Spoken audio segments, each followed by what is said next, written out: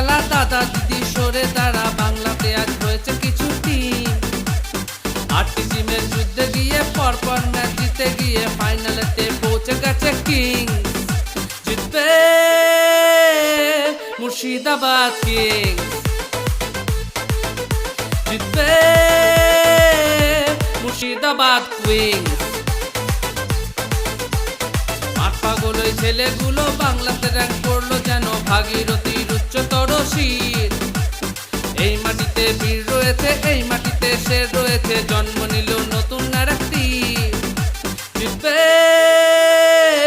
Murshidabad king, জিতবে Murshidabad queen's, জিতবে Murshidabad Kings. আর ফ্রিতে টিকিট আছে, খেলা দেখতে যাচ্ছিস না কেন?